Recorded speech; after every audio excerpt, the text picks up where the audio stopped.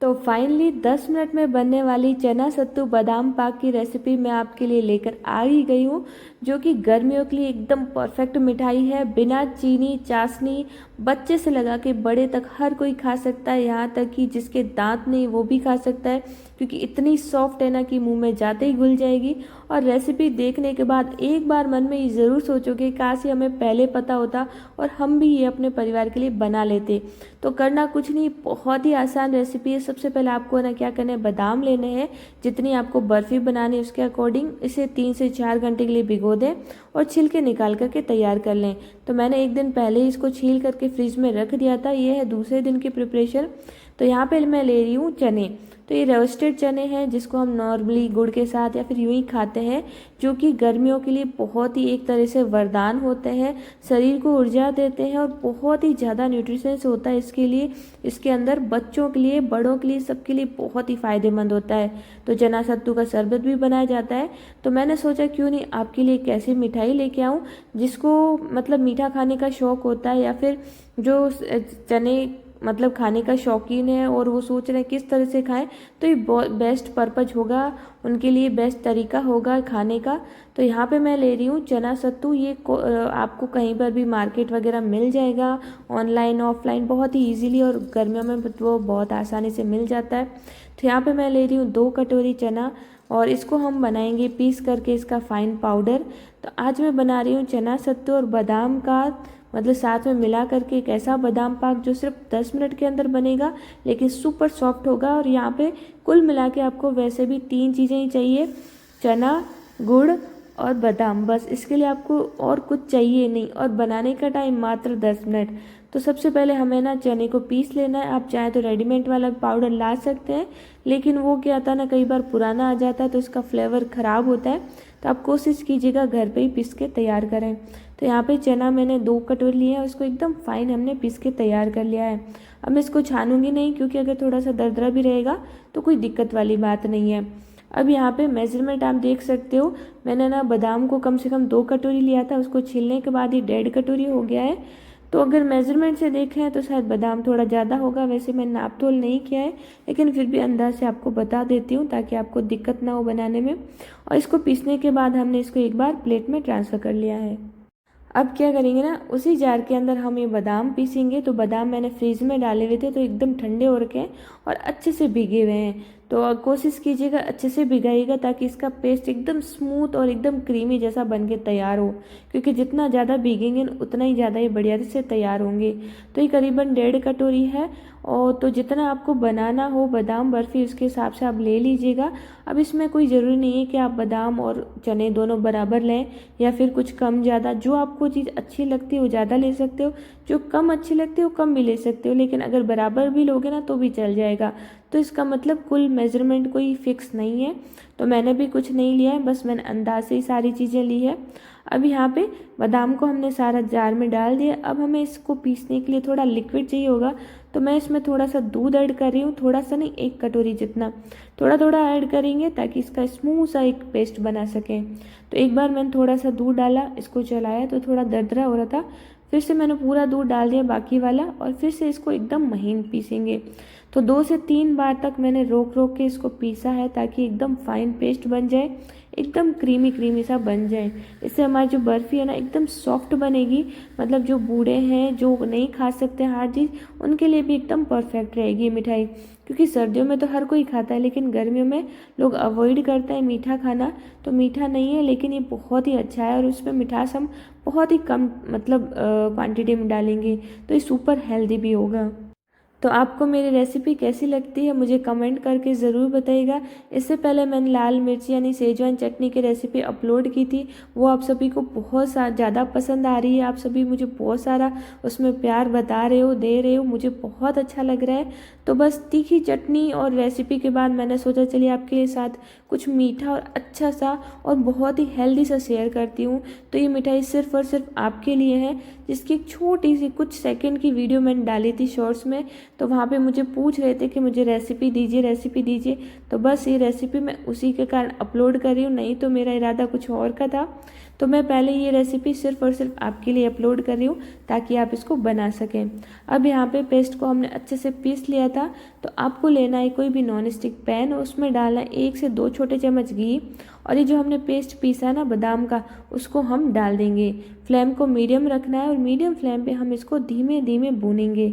इससे क्या होगा, जो हमने इसमें दूध डाला था ना, यानी कि मॉइस्चर था ना, वो काफ़ी हद तक हमें इसमें कम करना है।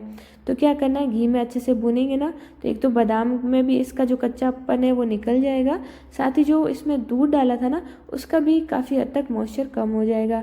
तो मीडियम फ्लेम ही रखेंगे और कंटिन्यू चलाएंगे। और कोशिश कीजिएगा थोड़ा सा नॉन स्टिक पैन लीजिएगा, तो नॉन स्टिक पैन में ये चिपकेगा नहीं, क्योंकि इंडक्शन पे हम बना रहे हैं, और क्योंकि ये जो है थोड़ा दरदरा सा चिपचिपा सा होता है ना पेस्ट, तो नॉन स्टिक पैन में अच्छे से फ्राई हो जाएगा। अब यहाँ पे कंटिन्यूसली चलाते हुए हमने इसको 4 से 5 मिनट या फिर 6-7 मिनट हो गए होंगे, मैंने देखा नहीं है, अंदाज से बता रही हूँ। ये हो चुके हैं 6-7 मिनट, तो इसमें काफ़ी हद तक जो है दूध कम हो गया है, घी भी अच्छे से मिल गया है, और यहाँ पे बादाम अच्छे से भुन गए हैं। अब क्या करेंगे ना, अब इसको कंटिन्यूसली चलाते हुए हम इसके अंदर ऐड करेंगे गुड़। तो गुड़ की मिठास आप अपने अनुसार रख सकते हो।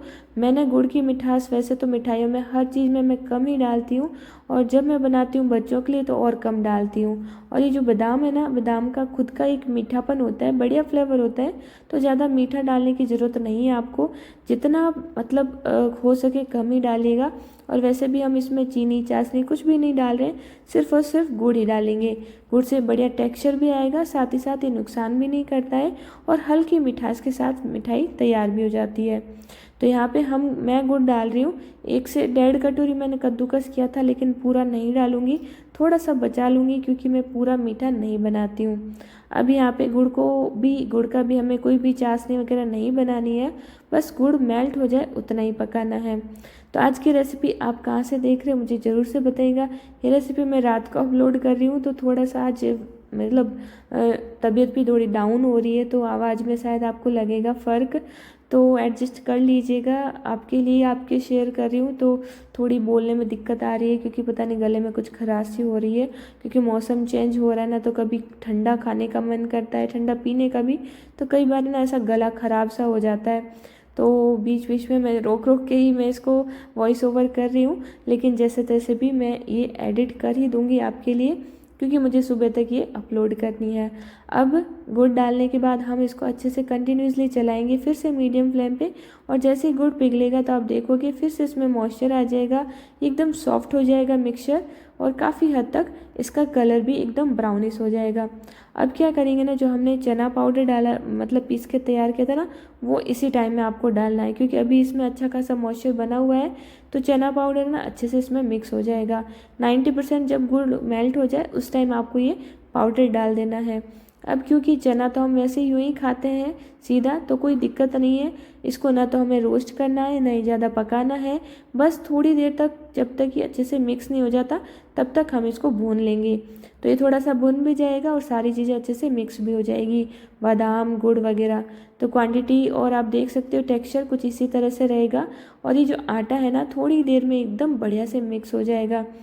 तो जब सारी चीज़ें अच्छे से मिक्स हो जाए ना, तो एंड में आप इसमें घी ज़रूर से डालिएगा। घी से एक तो टेक्सचर अच्छा आता है, टेस्ट भी अच्छा आता है, थोड़ी सी शाइन भी आती है, और चिपकता भी नहीं है। तो क्या करना है, सबसे पहले सारी चीज़ों को अच्छे से मिक्स कर लेना है, धीमी आंच रखिएगा, क्योंकि अभी आटा सूखा है, तो धीरे धीरे मिलाना है हमें, ताकि इसमें गुठलियाँ नहीं पड़े। वैसे तो नहीं पड़ती है, फिर भी थोड़ा सा ध्यान रखना है, और ये आराम से बन के तैयार हो जाती है। कुछ भी हार्ड नहीं है, और नहीं घंटों लगते हैं, सिर्फ 10 मिनट में तैयार हो जाती है, और इतनी स्वादिष्ट बनती है ना, एकदम नरम, मेल्ट इन माउथ। और सबसे अच्छी बात है, जो बच्चे पढ़ते हैं, जो नहीं खाते हैं हर चीज़, उनके लिए मिठाई एकदम परफेक्ट है, क्योंकि इसमें ढेर सारा बादाम है और चना है, जो बच्चों के लिए, ग्रोथ के लिए, माइंड के लिए और इम्यूनिटी बूस्टर के लिए बहुत ही अच्छा होता है। वैसे तो हर एज के लिए बहुत ही अच्छा है, लेकिन स्पेशली बच्चों के लिए मैं रिकमेंड करूँगी आप ये बना के ट्राई करें, उन्हें खिलाएं, और उन्हें इसका जो है बेनिफिट भी बताएं, ताकि वो इसको खा सकें। ऐसा ना कहें कि इसमें कुछ भी डाला है, उसे ऐसे बोलें कि हमने इसमें बहुत हेल्दी चीज़ें डाल दी है, जो आपके लिए बहुत अच्छी है, आपके शरीर के लिए, आपके माइंड पावर के लिए। तो उस हिसाब से वो बच्चे खा लेते हैं, थोड़ा दिमाग में रहता ना कि नहीं हेल्दी है, तो इस हिसाब से बच्चे आजकल के खा लेते हैं, क्योंकि उन्हें भी समझ होती है कि हमें हेल्दी चीज़ें खानी चाहिए।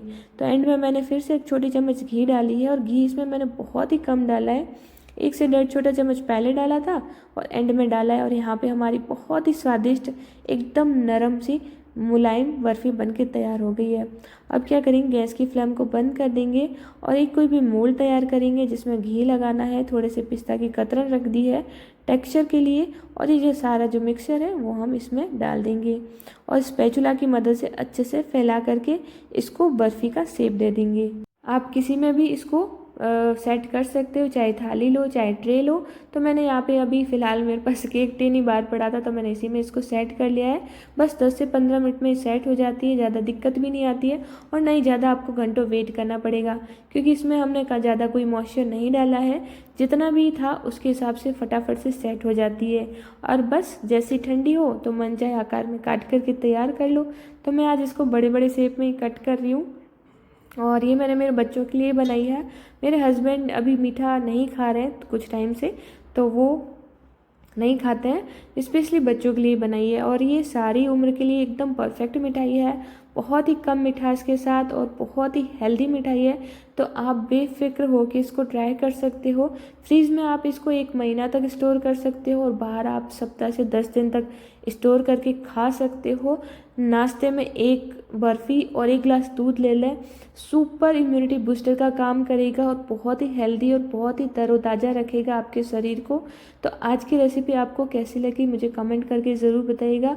और हाँ, ये ज़रूर बताइएगा कि आगे आने वाली रेसिपी में आप क्या रेसिपी देखना पसंद करेंगे, तो मैं वैसी ही रेसिपी आपके लिए लेके आऊँगी। और मैं मिलती हूँ अगली वीडियो में, तब तक लिए thank you, take care, bye bye.